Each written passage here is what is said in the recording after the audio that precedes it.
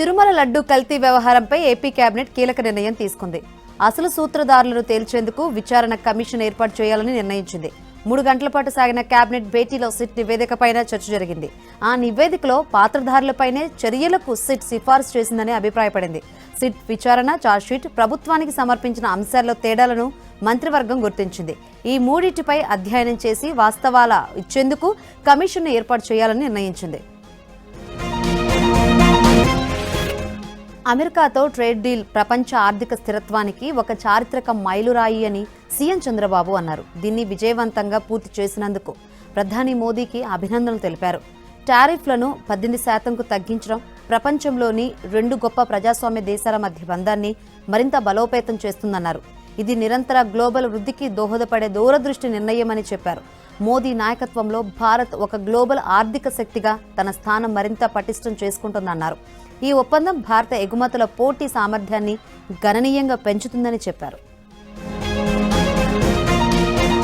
ప్రపంచ స్థాయి వాణిజ్య ఒప్పందాలను కుదుర్చుకోవడం ద్వారా భారత ఆర్థిక వ్యవస్థకు నూతన ఉత్తేజాన్ని అందించిందని AP deputy CM Pawan Kalyan అన్నారు. ఈ మేరకు ప్రధాని మోదీకి అభినందనలు తెలుపుతూ ట్వీట్ చేశారు. గత వారం జరిగిన యూరోపియన్ యూనియన్తో కుదిరిన ఒప్పందం ఓ మాతృక వంటిదన్నారు. అమెరికా అధ్యక్షుడు డొనాల్డ్ ట్రంప్తో భారత్ కుదుర్చుకున్న ఒప్పందం భారత ఆర్థిక అవకాశాలను మరింత బలోపేతం చేస్తుందని ఆశాభావం వ్యక్తం చేశారు.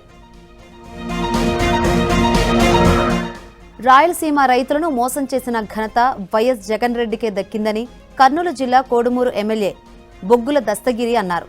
కర్నూలు సమీపంలోని రుద్రవరం గ్రామంలో హంద్రీనీవా కాలువను ఎమ్మెల్యే దస్తగిరి పరిశీలించారు. హంద్రీనీవాలో నీరు పుష్కలంగా ఉన్నా సాగునీరు రావడం లేదని వైసీపీ నాయకులు అసత్య ప్రచారం చేస్తున్నారన్నారు. కూటమి ప్రభుత్వం అధికారంలోకి వచ్చిన తర్వాత 3,800 కోట్ల రూపాయలు ఖర్చు చేసి మల్యాల నుంచి పులివెందుల వరకు రైతులకు సాగునీరు అందించామని తెలిపారు. రాయలసీమ ఎత్తిపోతల పథకం నిలిచిపోవడానికి జగన్ రెడ్డి ప్రధాన కారణమని పత్తికొండ ఎమ్మెల్యే కేఈ శ్యామ్ కుమార్ అన్నారు. కర్నూలు జిల్లా తొగ్గలి మండలం రాతన గ్రామంలో హంద్రీనీవా కాలువ ద్వారా 108 చెరువులు నింపే ప్రాజెక్టులో భాగంగా రాతన చెరువును కృష్ణా జలాలతో నింపిన సందర్భంగా ఎమ్మెల్యే కేఈ శ్యామ్ కుమార్ కర్నూలు జిల్లా గ్రంథాలయ చైర్మన్ తొగ్గలి నాగేంద్ర చెరువులను పరిశీలించారు. జగన్ రెడ్డి చేసిన తప్పులు కప్పిపెట్టి తమ ప్రభుత్వంపై బురద చల్లడం సరికాదన్నారు. రాష్ట్రంలో ప్రతి ఎకరాకు నీరందించేలా సీఎం చంద్రబాబు రెయింబవలు కృషి చేస్తున్నారని చెప్పారు. ఎన్టీఆర్ జిల్లా నున్నలో 4.36 కోట్ల వ్యయంతో అభివృద్ధి పనులకు ఎమ్మెల్యే యార్లగడ్డ వెంకట్రావు శంకుస్థాపన చేశారు. విజయవాడ రూరల్లో 9 గ్రామాలు వీఎంసీలో విలీనం చేయాలని, రూరల్ గ్రామాల సమస్యలకు వీఎంసీలో విలీనమే పరిష్కారమని ఎమ్మెల్యే తెలిపారు.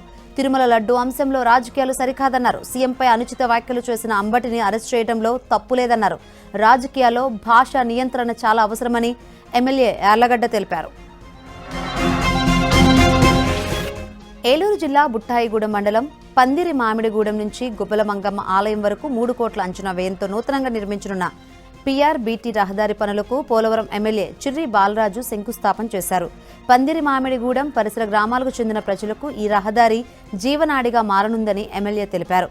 కొంత దూరం ఆర్టీసీ బస్సులో ప్రయాణించిన ఎమ్మెల్యే ప్రయాణికులతో స్నేహపూర్వకంగా మాట్లాడుతూ వారి సమస్యలు, అవసరాలను నేరుగా తెలుసుకున్నారు. ఈ రహదారి నిర్మాణం పూర్తయితే గ్రామీణ ప్రాంతాల ప్రజలకు, రైతులకు రవాణా సౌకర్యం గణనీయంగా మెరుగుపడుతుందని అన్నారు. వైసీపీ ప్రభుత్వంలో ప్రాజెక్టుల పేరు మీద కోట్ల రూపాయలు దోచుకున్నారు తప్ప ప్రాజెక్టు ఎక్కడా పూర్తి చేయలేదని నంద్యాల జిల్లా టీడీపీ అధ్యక్షురాలు గౌరు చరిత విమర్శించారు. పోతిరెడ్డిపాడు పనులు చేశామని అక్కడున్న మట్టి ఎక్కడున్నా మట్టి అక్కడ తీసి పన్నులు వచ్చిన కమిషన్ను దోచుకున్నారని ఆమె విమర్శించారు. నందికొట్కూరు ఎమ్మెల్యే గిత్త జయసూర్య ఆధ్వర్యంలో రాయలసీమ ఎత్తిపోతలను టీడీపీ బృందం పరిశీలించింది. ఎలాంటి అనుమతులు తీసుకోకుండా వైసీపీ ప్రభుత్వం పనులను చేపట్టినందువల్లే తెలంగాణ ప్రభుత్వం అడ్డుకుందని ఎమ్మెల్యే జయసూర్య అన్నారు. కేవలం మట్టి పనులు చేసి 700 కోట్లు దోచుకున్నారని విమర్శించారు.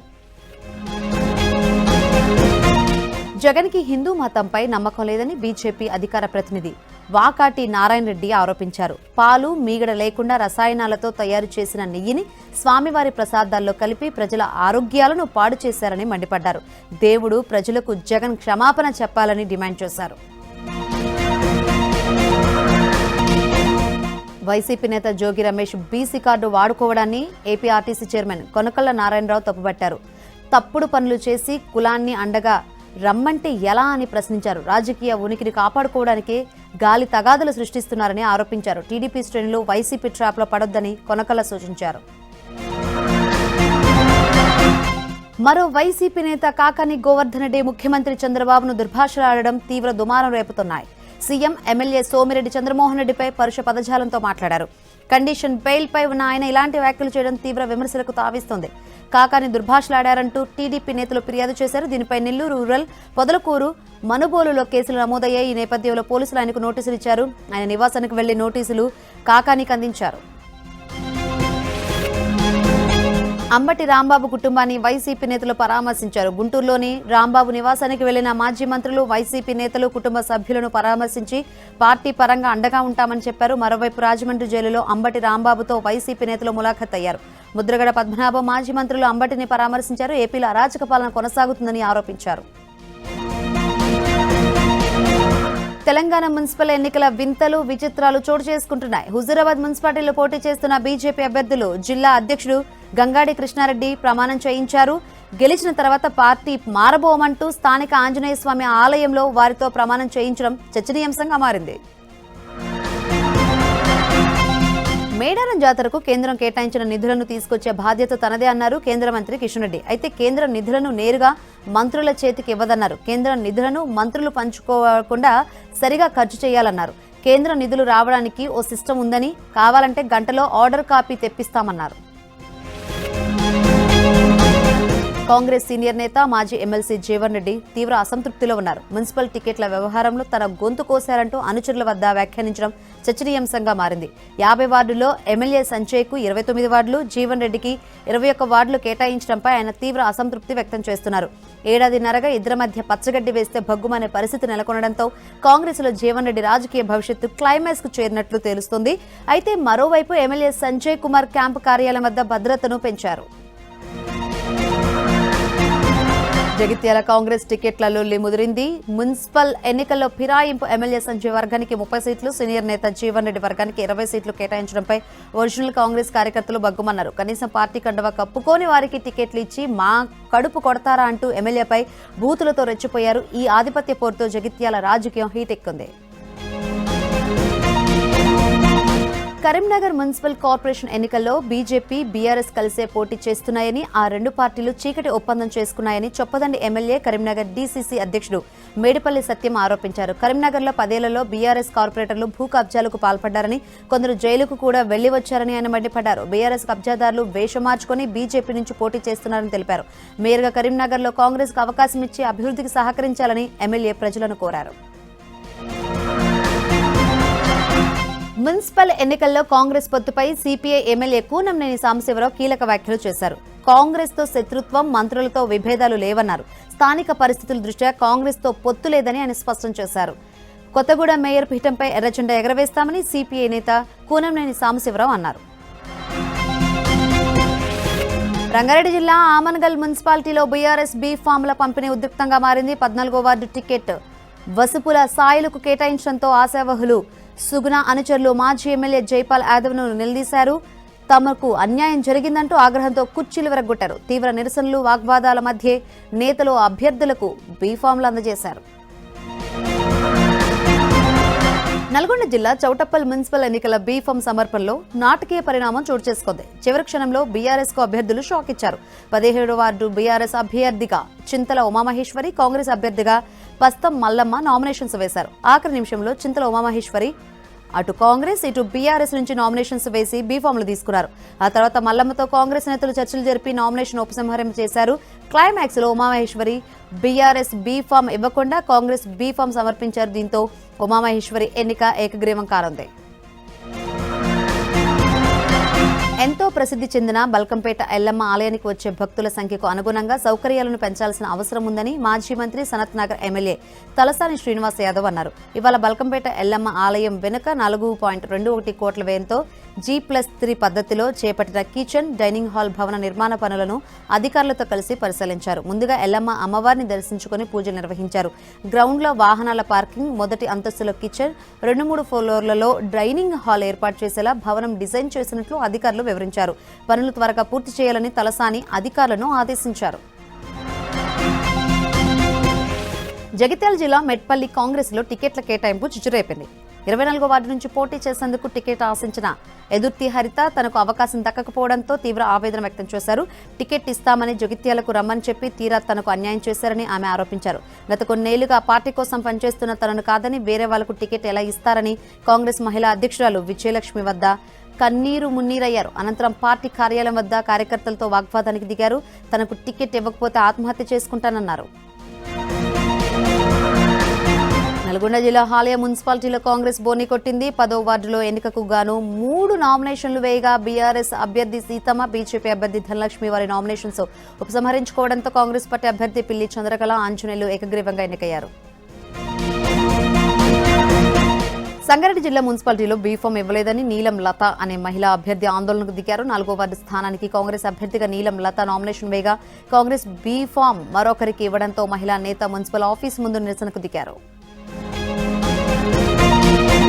ఏపీఎస్సీ గ్రూప్ పరీక్షల ఫలితాల్లో అక్కాచెల్లెలు ఉద్యోగాలు సాధించారు. గుంటూరుకు చెందిన అక్కాచెల్లెలు ప్రియాంక, సాహితి ఇద్దరు ఉన్నత ప్రభుత్వ ఉద్యోగాలు సాధించడంతో వారి తల్లిదండ్రులు సంతోషం వ్యక్తం చేశారు. అక్క ప్రియాంక గ్రూప్ 1 పరీక్షలో డిప్యూటీ కలెక్టర్ పోస్టుకు ఎంపికగా, చెల్లి సాహితి గ్రూప్ 2లో రోడ్లు, భవనాల శాఖలో జూనియర్ అసిస్టెంట్గా ఎంపికయ్యారు. వీరి తండ్రి వాణిజ్య పన్నుల శాఖలో అసిస్టెంట్ కమిషనర్గా పనిచేసి ఇటీవలే పదవీ విరమణ పొందారు. తల్లి స్వర్ణలలిత నందికొట్కూరు ప్రభుత్వ ఆసుపత్రిలో కౌన్సిలర్గా విధులు నిర్వహిస్తున్నారు. తల్లిదండ్రుల ప్రోత్సాహమే తమ విజయానికి కారణమని అక్కాచెల్లెలు చెబుతున్నారు. కొమరం భీం ఆసిఫాబాద్ జిల్లా కేంద్రంలోని ప్రభుత్వ ఆసుపత్రిని జిల్లా కలెక్టర్ హరిత ఆకస్మికంగా తనిఖీ చేశారు.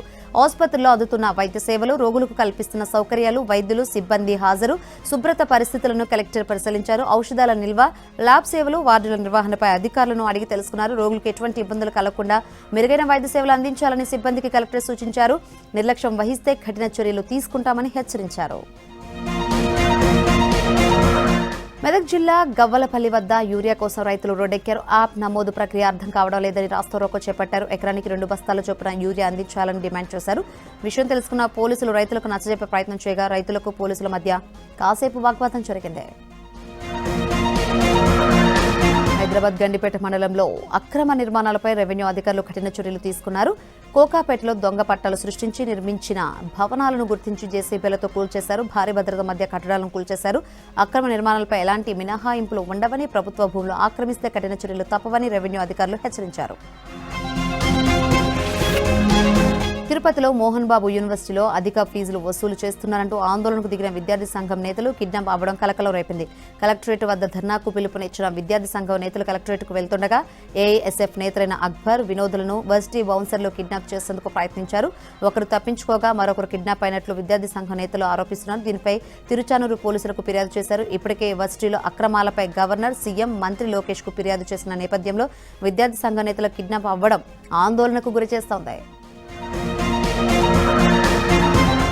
సత్యసాయి జిల్లా కేంద్రం పుట్టపర్తి డీఎస్పీ కార్యాలయంలో జిల్లా SP Satish Kumar family counselling సెంటర్ను ప్రారంభించారు. పెరుగుతున్న కుటుంబ కలహాలు, దాంపత్య విభేదాలు, తల్లిదండ్రులు, పిల్లల మధ్య తలెత్తుతున్న సమస్యలకు శాశ్వత పరిష్కారం చూపాలనే ఉద్దేశంతో ఈ కేంద్రాన్ని ఏర్పాటు చేశామని ఎస్పీ సతీష్ కుమార్ తెలిపారు. నవీన సమాజంలో చిన్న చిన్న అపార్థాల వల్ల కుటుంబాలు చీలిపోతున్న పరిస్థితి ఏర్పడుతుందని, నేటి కాలంలో ఇలాంటి ఫ్యామిలీ కౌన్సిలింగ్ సెంటర్లు చాలా అవసరమన్నారు. కుటుంబ సమస్యలు పరిష్కారం అయితే సమాజం బలంగా మారుతుందన్నారు. నేరాలు నియంత్రణలో ఉంటాయని ఎస్పీ తెలిపారు. రాంగ్ రూట్ డ్రైవింగ్ నివారించేందుకు బంజారాహిల్స్ రోడ్ నెంబర్ 1/12 చౌరస్తాలో ట్రాఫిక్ పోలీసులు స్పెషల్ డ్రైవ్ నిర్వహించారు. Jubilee Hills zone traffic ACP Hariprasad ఆధ్వర్యంలో పెద్ద సంఖ్యలో వాహనాలు సీజ్ చేసి కేసులు నమోదు చేశారు. అనంతరం వాహనదారులకు కౌన్సిలింగ్ ఇచ్చారు. ఈ స్పెషల్ డ్రైవ్ లో Banjara Hills traffic inspector Sunil, additional inspector Swami పాల్గొన్నారు. బంగారు, వెండి ధరలు భారీగా పతనం కావడంతో కర్నూలు జిల్లా ఎమ్మిగనూరులో బంగారం, వెండి దుకాణాలను వ్యాపారులు మూసేశారు. పెళ్లిళ్ల సీజన్ కావడంతో బంగారు, వెండి కొనుగోలు చేసేందుకు వచ్చిన ప్రజలు తీవ్ర ఇబ్బందులు పడ్డారు. దుకాణాలు తెరవాలని కొంతమంది బంగారు వ్యాపారులను వేడుకున్నా ఎవరూ దుకాణాలు తెరవలేదు. దీంతో ప్రజలు 3 గంటల పాటు చూసి వెనుదిరిగారు. నాగర్ కర్నూలు జిల్లా కల్వకుర్తి మండలం రఘుపతిపేట గ్రామ పంచాయతీ పరిధిలోని రామగిరిలో ఉన్న పురాతన సీతారామచంద్రస్వామి ఆలయంలో బ్రహ్మోత్సవాలు అంగరంగ వైభవంగా జరుగుతున్నాయి. అందులో భాగంగా రథోత్సవం వైభవంగా జరిగింది. ఈ రథోత్సవానికి వేలాదిగా భక్తులు తరలివచ్చారు. ఈ బ్రహ్మోత్సవాలు ఆలయ కమిటీ చైర్మన్ రవికుమార్, హరీశ్వర్ రెడ్డి ఆధ్వర్యంలో జరుగుతున్నాయి. పోలీసులు భారీ బందోబస్తు ఏర్పాట్లు చేశారు. రాజమండ్రి రూరల్ మండలంలో పులి సంచారం తీవ్ర భయాందోళనకు గురిచేస్తోంది. 4 రోజుల నుంచి సీతానగరం, రాజమండ్రి రూరల్ మండలాల పరిధిలో ట్రాప్ కెమెరాలకు చిక్కకుండా పులి సంచరించడం కలకలం రేపుతోంది. వెంకటగిరిలోని ఓ మొక్కజొన్న తోటలో పులి సంచరించినట్లు గ్రామస్తులు చెబుతున్నారు. పులి రోజుకు 15 కిలోమీటర్ల వేగానికి మించి ప్రయాణించినట్లు అటవీశాఖ అధికారులు గుర్తించారు. బాణసంచా, కర్రలతో అలజడి సృష్టించవద్దని అటవీశాఖ అధికారులు స్థానికులకు సూచించారు. యాదాద్రి భువనగిరి జిల్లాలో మళ్లీ పెద్ద పులి సంచారం కలకలం రేపుతుంది. రాజుపేట్ మండలం బసంతపురానికి చెందిన వ్యవసాయ బావి వద్ద లేగదూడపై పులి దాడి చేసినట్లుగా గ్రామస్తులు చెప్పారు. పిట్టలగూడెంలో పెద్ద పులి పాదముద్రలను గుర్తించి ఫారెస్ట్ అధికారులకు గ్రామస్తులు సమాచారం అందించారు. నాగర్ కర్నూలు జిల్లా నల్లమల పరిసర ప్రాంతాల్లో పెద్ద పులి సంచారం కలకలం రేపుతుంది. మననూరు సమీప ప్రాంతంలో పెద్ద పులి సంచరించడంతో గ్రామస్తులు భయాందోళన చెందుతున్నారు. రంగాపురం, దర్గతండ గ్రామస్తులు అప్రమత్తంగా ఉండాలని ఫారెస్ట్ అధికారులు తెలిపారు. సాయంత్రం 4 గంటల తర్వాత పొలం పనులకు వెళ్లొద్దని అధికారులు హెచ్చరించారు. అక్రమంగా కలప తరలింపు జరుగుతున్న సమాచారంతో భద్రాచలం ఫారెస్ట్ డివిజన్ అధికారితో పాటు దుమ్ముగూడెం, చర్ల బృందం సంయుక్తంగా చిన్న కమలాపురం, పెద్ద కమలాపురం గ్రామాల్లో సర్చ్ ఆపరేషన్ నిర్వహించారు. ఛత్తీస్గఢ్ రాష్ట్రం నుంచి కలపను తెచ్చి చిన్న కమలాపురం పరిసర ప్రాంతాల్లో కొంతమంది వ్యాపారం చేస్తున్నట్లు అటవీ అధికారులు గుర్తించారు. 3 లక్షల విలువైన కలపను స్వాధీనం చేసుకుని భద్రాచలం అటవీ డిపోకు తరలించారు. అలాగే కలపను కట్ చేయడానికి ఉపయోగించే 3 మిషనరీలను స్వాధీనం చేసుకున్నారు. అన్నమయ్య జిల్లా బి కొత్తకోట శివారులో గంజాయి విక్రయిస్తున్న ముఠాను పోలీసులు అరెస్ట్ చేశారు. బి కొత్తకోట, పెదతిప్ప సముద్రం మండలాలకు చెందిన వెంకట రమణారెడ్డి, ముట్టుకు సురేంద్ర, మహమ్మద్ ఫరీద్ ఖాన్, దేశిగారి పురుషోత్తం, ఆదిల్ ముఠాగా ఏర్పడి గంజాయి విక్రయిస్తున్నారన్న సమాచారంతో సీఐ గోపాల్ రెడ్డి తన సిబ్బందితో వెళ్లి నిందితులను అరెస్ట్ చేశారని జిల్లా ఎస్పీ ధీరజ్ తెలిపారు. వీరి నుంచి 3 లక్షల విలువైన 10 కిలోల గంజాయిని స్వాధీనం చేసుకున్నారు. దీనిపై దర్యాప్తు చేయగా వెంకట రమణారెడ్డి తన పొలంలో గంజాయి సాగు చేస్తున్నట్లు బయటపడింది. తిరుపతి జిల్లా చంద్రగిరిలో 2 గంజాయి స్మగ్లర్లను పోలీసులు అరెస్ట్ చేశారు. వారి నుంచి 22 కిలోల గంజాయిని స్వాధీనం చేసుకున్నారు. పట్టుబడిన గంజాయి విలువ సుమారు 6,60,000 ఉంటుందని అంచనా వేశారు. చంద్రగిరికి చెందిన షేక్ లాలు, శశి కుమార్లను అరెస్ట్ చేసినట్లు సీఐ సురేష్ కుమార్ తెలిపారు. గంజాయి అమ్మకాలపై ప్రత్యేక టీం ఏర్పాటు చేశామని తెలిపారు.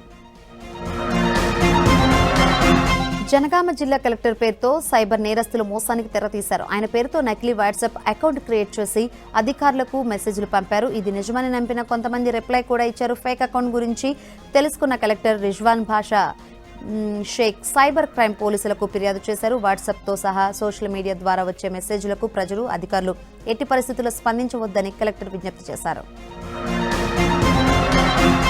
Ramachandrapuram division Chandanagar police station పరిధిలో వృద్ధ మహిళలను లక్ష్యంగా చేసుకుని చైన్ స్నాచింగ్లకు పాల్పడిన నిందితుడిని పోలీసులు అరెస్ట్ చేశారు. గత నెల 31న ఓల్డ్ ఎంఐజీ కాలనీ రామాలయం ఆలయ రోడ్డులో 72 ఏళ్ల వృద్ధురాలి మెడలో నుంచి గోల్డ్ చైన్ లాక్కెళ్లాడు.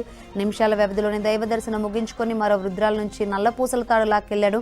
చైన్ స్నాచింగ్లపై వేర్వేరుగా కేసులు నమోదు కాక సీసీ ఫుటేజ్ ఆధారంగా పోలీసులు దొంగ దమేరా రాజు అనే వ్యక్తిని అరెస్ట్ చేశారు. నిందితుడి నుంచి చోరీ సొత్తును స్వాధీనం చేసుకున్నారు.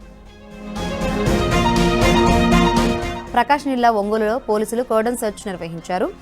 ఒంగోలులోని ప్రగతి కాలనీలో వేకుజాం నుంచే పోలీసులు జల్లెడ పట్టారు. పోలీసుల తనిఖీలో సరైన పత్రాలు లేని 22 బైకులు, 3 ఆటోలు సీజ్ చేశారు.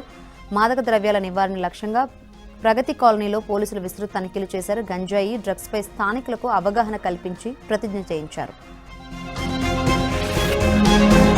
సత్యసాయి జిల్లా ఆగలి మండలం మధుడి గ్రామంలో దొంగలు రెచ్చిపోతున్నారు. గ్రామానికి చెందిన 11 మంది రైతుల పొలాల్లో ఉన్న వ్యవసాయ బోర్లు, తాగునీటి బోర్ల వద్ద ఉన్న కేబుల్ వైర్లు, పైపులు, వ్యవసాయ పరికరాలను దుండగులు ఎత్తుకెళ్లారు.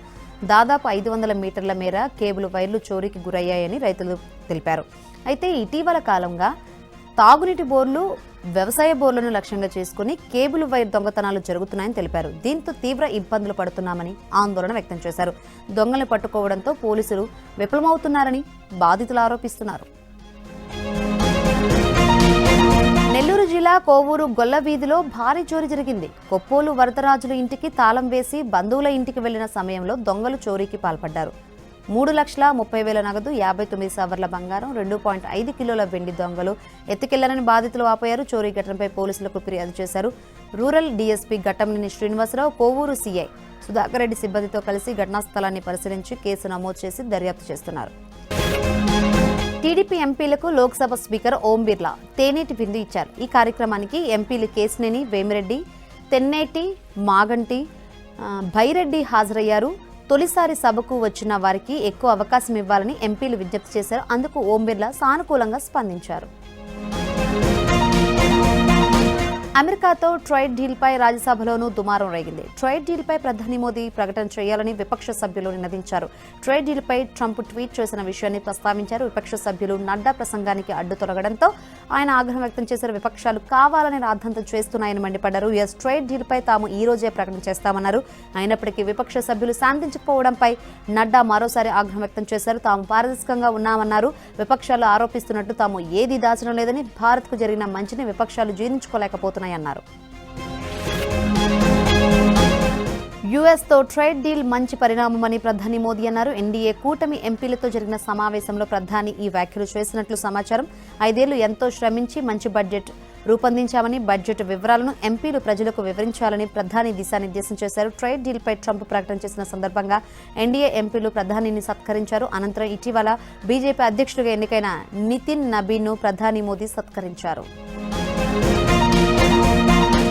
ప్రధాని మోదీపై రాహుల్ గాంధీ తీవ్ర విమర్శలు గుప్పించారు. మోదీని ట్రంప్ బెదిరించి డీల్ చేసుకున్నారంటూ మండిపడ్డారు. అమెరికా ఒత్తిడితోనే మోదీ సంతకాలు చేశారని రాహుల్ గాంధీ తెలిపారు. భారతదేశ ప్రజల ప్రయోజనాలను అమెరికా ముందు తాకట్టు పెట్టారంటూ రాహుల్ ఆగ్రహం వ్యక్తం చేశారు.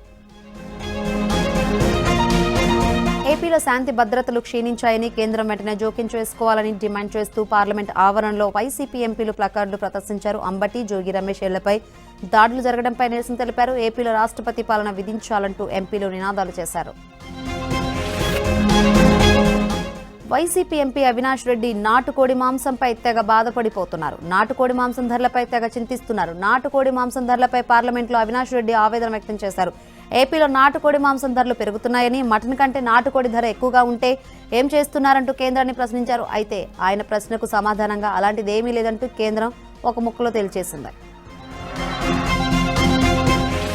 సర్ పేరుతో పశ్చిమ బెంగాల్లో ఓట్లను తొలగిస్తున్నారని ముఖ్యమంత్రి మమతా బెనర్జీ ఆరోపించారు. బీజేపీ కనుసన్నల్లో ఎన్నికల సంఘం పనిచేస్తుందని మండిపడ్డారు. చట్ట ప్రకారం ఓటర్లను తొలగించడం లేదని, ఇష్టానుసారంగా తొలగిస్తున్నారంటూ మమతా ఆవేదన వ్యక్తం చేశారు. ఇప్పటికైనా ఓట్ల తొలగింపును ఆపాలని డిమాండ్ చేశారు. బులియన్ మార్కెట్ ఇన్వెస్టర్ల కంట రక్త కన్నీరు కార్పిస్తోంది. ఇంకా పెరుగుతుందని అత్యాశకు పోయి గత నెల రోజులుగా ఎగబడి బంగారం, వెండి కొనిపెట్టుకున్న మదుపరులు, కొనుగోలుదారులు ఇప్పుడు ఎరక్కుపోయి కొని ఇరుక్కుపోయామని లబోదీబోం అంటున్నారు. నిన్న కూడా బులియన్ మార్కెట్లో మహాపతనం కొనసాగింది. ఢిల్లీలో కిలో వెండి ధర 30,000 పెరిగి 2,75,00,000 వద్ద ముగిసింది. 10 గ్రాముల మేలిమి బంగారం 13,800 రూపాయలు పతనమై 1,53,200 వద్ద ముగిసింది.